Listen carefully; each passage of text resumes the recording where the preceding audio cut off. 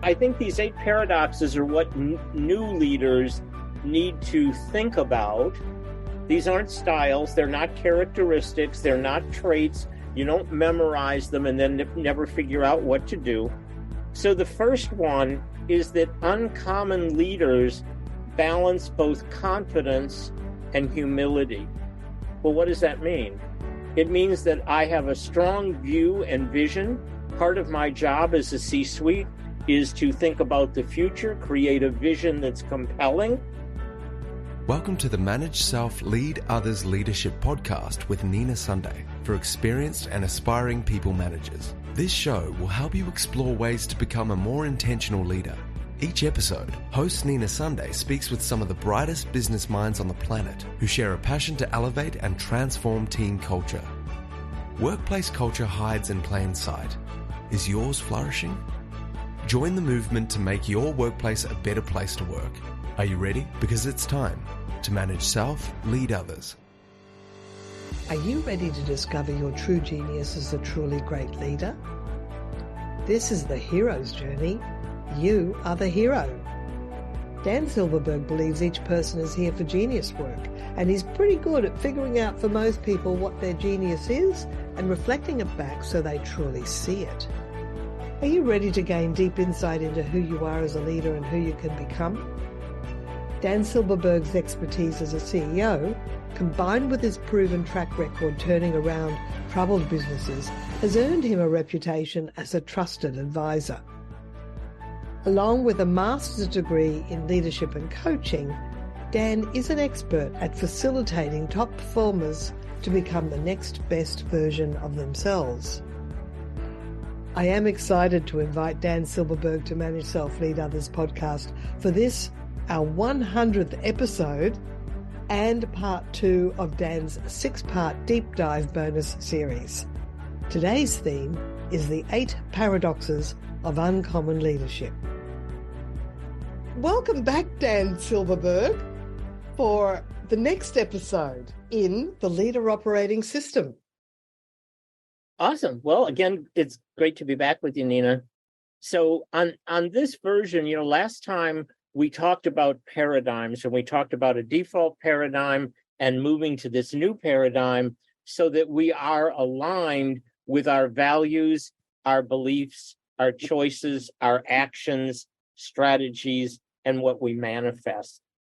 So one of the things that I think is really important for leaders as we do this internal work is to understand the paradox of success. And so what do I mean by that? Well, there are these opposites that appear initially to be conflicting, but upon further and deeper examination, they actually make sense. So one of the things that happens, at least in my experience with people who are continually growing and moving up, the friends that they had here may not stay with them as they continue to move. There may be jealousy, there may be intimidated, they may just go, we're not aligned anymore. So lots of things happen. And so as we grow in our lives and in our businesses, sometimes we alienate, sometimes we lose folks, sometimes we even have our own self-doubt. So one of the things that CEOs say all the time is how isolated they are, right? Yeah. Well, part of that, and a lot of CEOs would tell you, it's really hard to get my people to tell me the truth, right? So if I tell the truth, will I get fired? Sometimes it's easier from people from the outside to be an interpreter, right? And that works, but it is self-isolating. So for great leaders, I want to talk about 8 paradoxes. 8 paradoxes. The magic number 8. Yeah, number 8, the 8 ball. And the whole idea here is this is the new generativeness of being a leader. Yes. So what's happening out in business right now, 70% of people are not engaged in their work. Part of that is the human connection. Part of that is the work isn't meaningful, right? There's quiet quitting. So I'm only going to do the minimum. I'm not engaged enough that I want to actually excel and go beyond. Talent is leaving in droves, and the people that should be leaving are staying put. That's not helpful, right? And so if we're going to grow as a leader individually, I think the biggest determinant of a great leader is how many leaders they grow themselves. That's right. How do they build the capability of the people coming up? And are they doing it without fear? Because if a leader has fear that someone else is going to take over their job, they're not going to do their job, which is to build capability. It's either a virtuous circle or a vicious circle. Right. And if you as a leader aren't growing yourself and others, your people are growing themselves. They outgrow you and they leave. Right. So a CEO will go, I'm not sure if I want to do this program, Dan, because I'm not sure if I could even do it. I would be worried if you didn't have that fear, but it's what's going to make you vulnerable, human, approachable, and deeply connected. So this is why doing it as teams is a great idea. And that's why CEO roundtables are so popular, because they're not talking, they're able to share in a neutral environment. And that's exactly what you're creating, the equivalent of a CEO roundtable. Is that right? Because you get people to work in groups. Right. It's called the Leader Council. It'll be 15 people. And yes, the whole idea is a cohort and a group of allies. Yes. And what's interesting is when I'm telling my story, all the people in the room are identifying in their own way. And so we're all doing our work. I'm not a leader who tells you what to do. I'm a leader who actually is facilitating, reflecting, and engaging. But I get to do my own work too. I'm not going to be telling you about me all the time. That's not the approach. But there are things that I'm going to hear from you and I'm going to go, I need to come back and visit that. I'm going to bookmark that in my mind. Exactly. And that's what's great about being a facilitator that goes into organizations, because you see the patterns across teams and you can actually apply that to yourself as well. Yeah. Right. So I think these 8 paradoxes are what new leaders need to think about.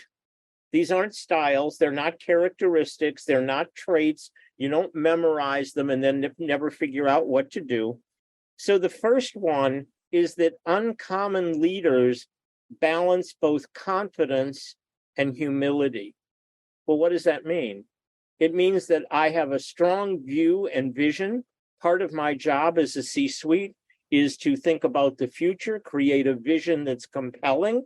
I want to be inspiring of others who want to get in the boat and row so that we're all going to something. So I need to have that level of confidence.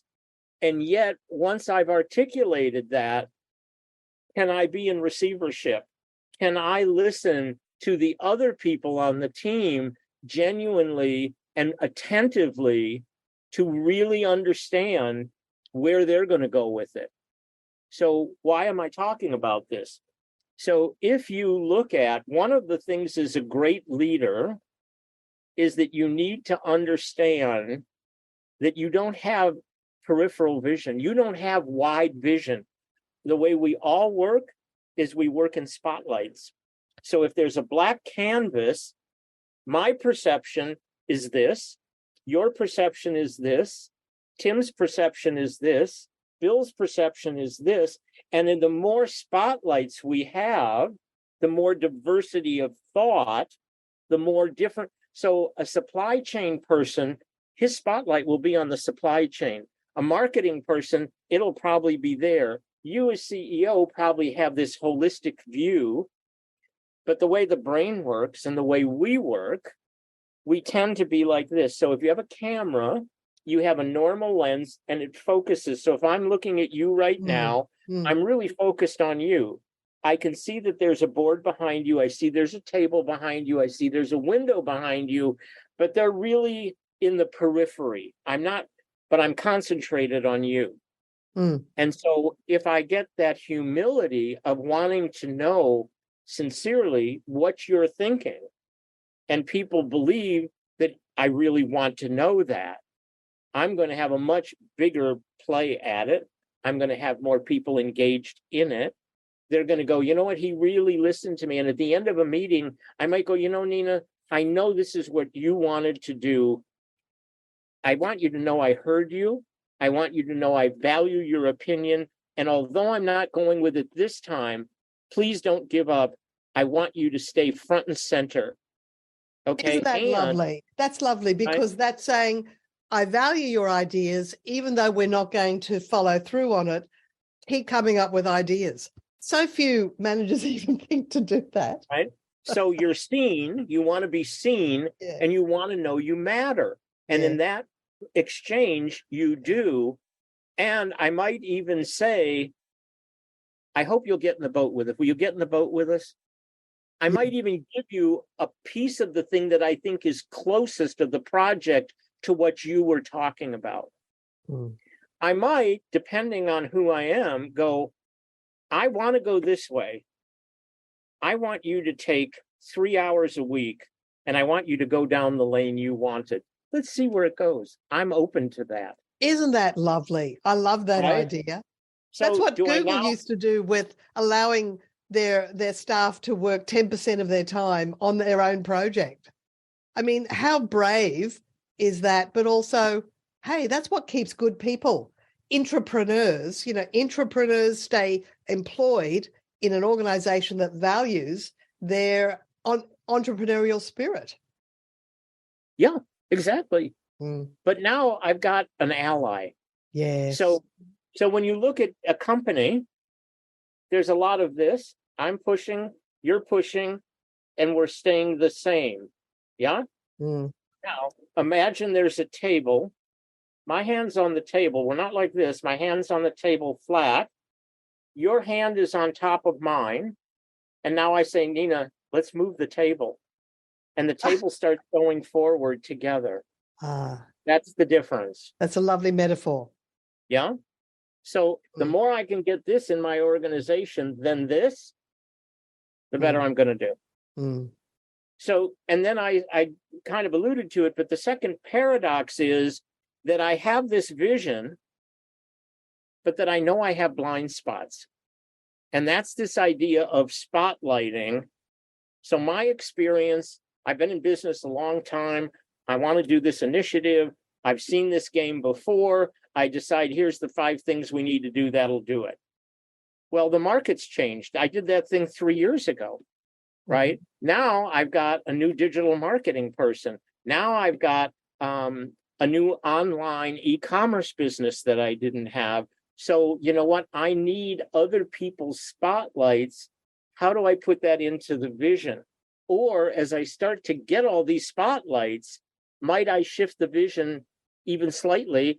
Maybe I start over. Maybe I go, you know what? Now that I'm understanding this from so many different perspectives, I think we could enhance this. So, and the rate of change is increasing exponentially. We've just had AI sort of really start to influence proactively, and things are going to change rapidly. Yeah, so we have to be on the front foot and revisit our past decisions, even if they were only a year or 2 ago. So all of this makes work more meaningful, more engaging. It's exciting. Right? So now the next paradigm for uncommon balance is this idea of both visibility and invisibility. So visible, I want you to understand, these are my 3 priorities. Invisible is, I want you to take the ball and run with it. So if I want to go from here to here, I want to be visible and articulate as best I can. I want to open Europe, and I'd like to do it in the next 9 months. I'd like to start with Germany first. I'd like to start with France second. I'd like to start, with the Scandinavian companies third. We get everybody agreed. Oh, by the way, now I want you to do this and this and this and this and this and this and this. No, I need Well, to be that's invisible. delegating. Yeah. But there are a lot of people who want to not only tell you where we're going, they want to tell you how to get there. Yes. Yeah. Such a mistake. So why did I hire you if I'm going to tell you everything that you need to do, park your brain at the door? That is a leader who's scarcity, who's not trusting, who fears that the outcome won't happen, is showing distrust of his team. Thinks they have all the answers. Right? Well, it's not even that they have all the answers. They're uncomfortable delegating. See, the idea of delegating isn't you just tell people, go from here to here. It's checking in. Yeah. So, Nina, it's been 2 weeks now. We were going to have these milestones. Where are we? Well, I'm ahead of it. So I think I'm going to get it done earlier. Or, you know what? I'm behind. Well, as a leader now, what is the resistance? What do I need to clear for you so that you can get on target? Not, well, what's the matter with you and how come you're not on target? Where are the resistances? And if my job is to clear resistances, your job stays of you doing what you're supposed to do. You know, you've really nailed it. Now, it's something that I've started to become aware of is this question that the manager asks the direct report, what are your obstacles? How can I help clear them for you? And that's through my exploring what to say in one-on-ones with people. And so the question that comes out is, ask them, what's holding you back? How can I clear that for you? You've really, I think that's so important, Dan. Well, it's a different perspective, right? And we're talking about perspective, and we're talking about the lens with which we see the world. So the fourth paradox that's uncommon is the balance between being stubborn and open-minded. So if we're going to look at vision, mission, and the values that we articulate for our enterprise, those are foundational. But am I open-minded enough to look at different ways of achieving things within that realm? Maybe even values that were set a decade ago need to be updated. Am I open-minded enough to say, I'd like to have another meeting about our values and see, are they still the ones that drive us? Or are there new ones? Are there ones that need to be eliminated? Are there new ones that need to be included? Are we good exactly the way we are? So I want to always be encouraging new ways of thinking. Refreshing the values is a really good tactic because some values were created in 2020. Right? They may not be the ones that drive people today. Exactly. And you have a new generation coming through too, and they have a different perspective around what drives them. So we have to have the language of today, not the language of yesterday. Well, just think about the idea of remote work. Are there new values that need to be put in place because we're now going to work remotely that we didn't have when everybody was together? When we had a smaller company before we decided to go global, there was a lot of interaction. Everybody knew everybody's name, right? And now all of a sudden and now we may go from centralized value to decentralized, right? So there's lots of different things. And really the underlying question, how do we make decisions? For a lot of companies, they have all the beautiful stuff on the wall, the vision, values, and mission. They don't make any decision based on that at all. It's not on the written that decisions are made. It's on the implicit understanding based on the leaders. So it might be we tell the truth and we're people of integrity. And then we get caught for bribing people in South America to put our business there. Okay, so here was what was written, but here was the implicit of what's really going on. When we look at the Enrons of the world and some of the different FTX, right, the different Sam Blank-Friedman, and they had good values verbally, they just forgot them. So, But the so other that, thing too is most people just make decisions. They don't think about how they make them, nor have they studied frameworks for good decision making. Which can make all the difference. Like to think about how you think is a meta skill. So it's metacognition. And so if people are being unintentional with, it's just my gut. See, I have this saying, which is always look for the second right answer, because often the first answer isn't necessarily the best one. It's just the first that came to you. Well, and my feeling is your answer is your perception. Mine might be different. I was a challenger in business. I would look at the consensus thinking and go, I know there's a better way. I know there's a shortcut.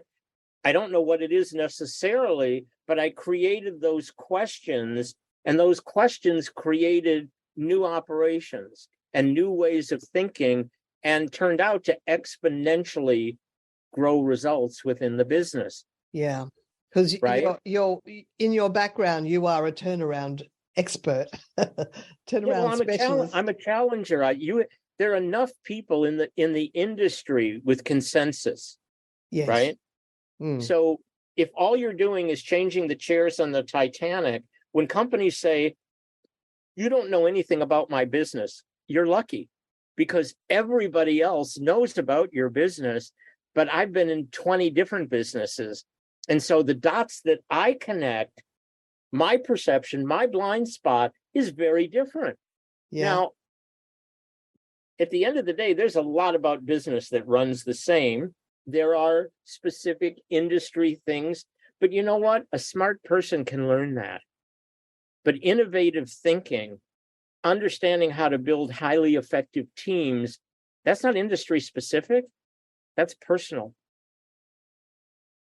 So I think we need to open up. If you're not bringing in the voice of tech people today with AI, they could be right now the most important people in your company.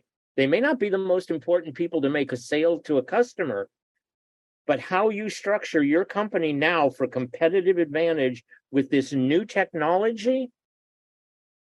I don't want to go talk to a marketing person, who's used to, sending out cold email. That's not going to work. So we want to open up that, again, to be stubborn, but to be open-minded. Yeah. Very right. good. So if you go to the fifth paradigm, yes, the uncommon leader balances both the deeply personal and the inherently collective. So what do I mean by that? A good CEO knows his values, the vision, knows where he wants to take the enterprise. But one of the big disconnects is if their value system is here and the collective value system is here, that's what creates friction, and it doesn't move the train aligned. Right. And so we can't go as fast, right? So I want to say, here are some red lines for me as a leader, but I also need to know, how do I fit in your collective view as well? So in a normal hierarchy, top down, command and control, do as you're told, that's a very hard paradigm. Yeah. Yeah. Well, that's parent to child. It creates that parent-child relationship, and what you want is an adult-to-adult relationship. So right. Command and control, not a good idea. So in another session, we can talk about hierarchy and why I believe that's an extinct model. Okay, noted. But we're at number 5, but there's 3 more to go. So number 6, the uncommon leader balance is to be both teacher and also continuous learner. So as I say, even in my own work with my counsels, right, I am constantly teaching and constantly reflecting and constantly challenging. And at the same time, I'm continuously learning from everybody I interact with. Gee, I thought this was it, but you just brought up this idea, and that's just fantastic, right? And so if I'm just stuck, again, my people will learn. So we learn about things that, people are talking about in leadership. They want empathy, they want resilience, they want agility, they want self-awareness, they want mindfulness, they want whatever the flavor of the month is, right? Well, how do I take those? Just like I talked to you about empathy, but empathy without perception intelligence isn't empathy at its highest. Every one of those things about being mindful has spokes. That's nice to put in the center of the wheel, but what are all the spokes that come off of it? And if I'm not continuously learning and upgrading my own skill, again, either my people will outgrow me or I'm going to be less effective because I'm not driving that continuous learning, not only for myself internally, but am I learning about my industry, the trends? So talking about AI now, it's new for all of us. Yeah. So I've got to have everybody in my company who's got a role concentrating on AI. I need you to spend 2 hours a week learning about AI and bringing back that knowledge. Well, because it's not quite like Google. You do have to prime it, and there's a technique for actually getting the best out of AI.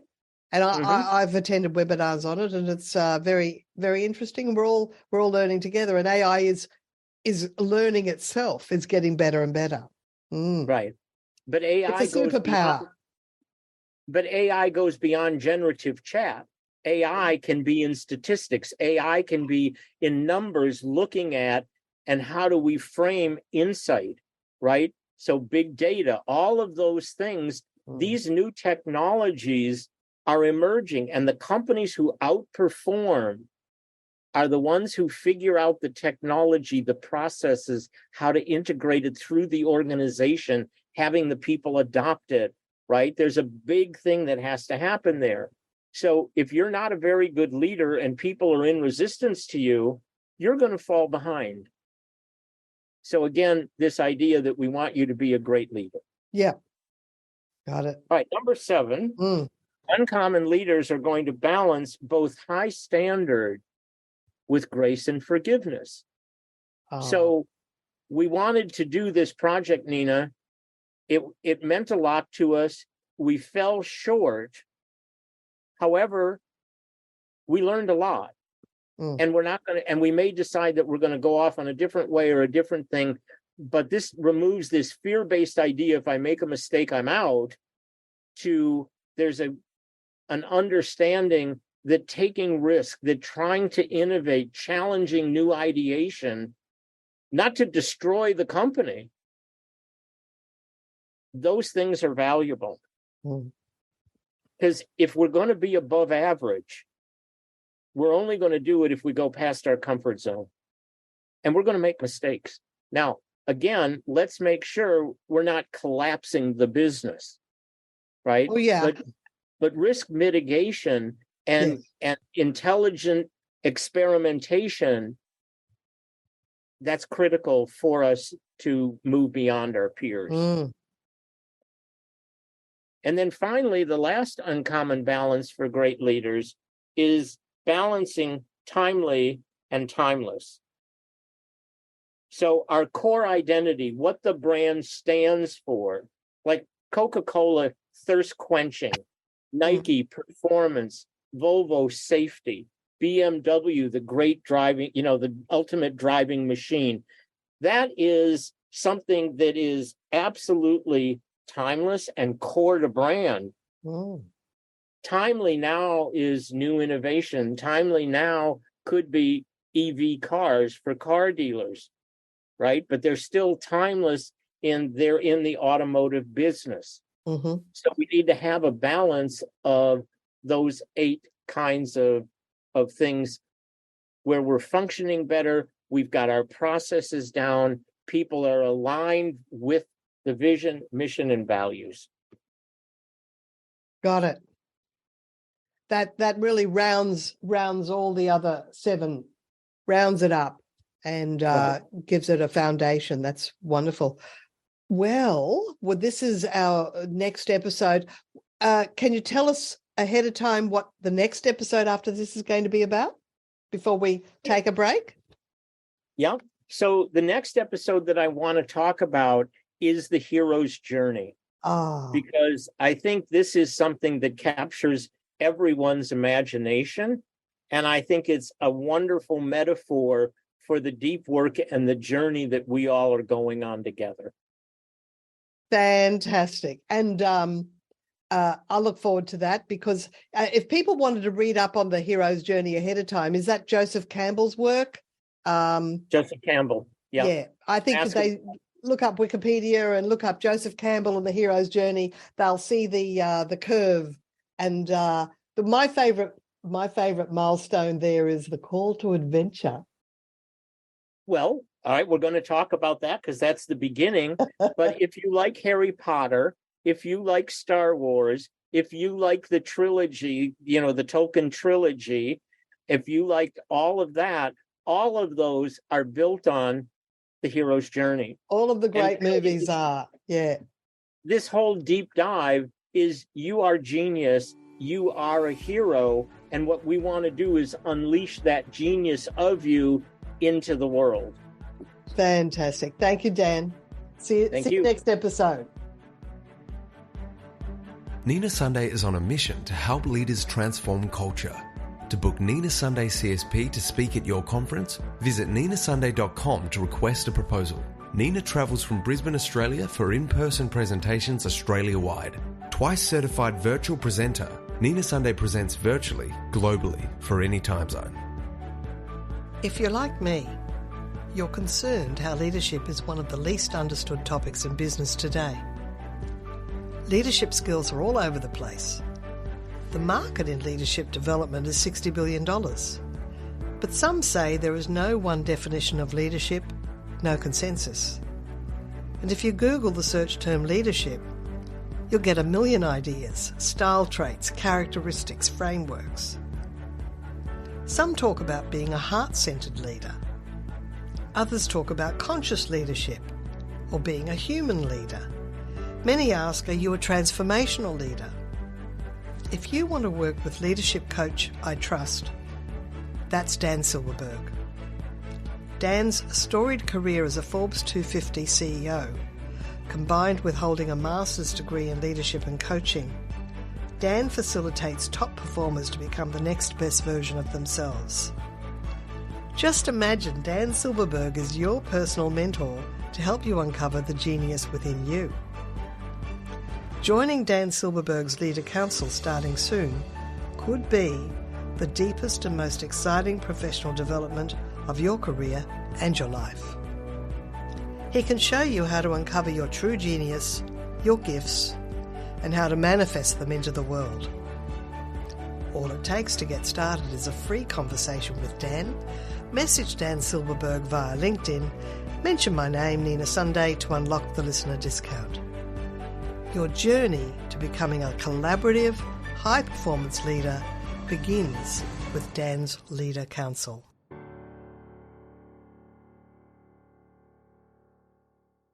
This podcast is a part of the C-Suite Radio Network. For more top business podcasts, visit c-suiteradio.com.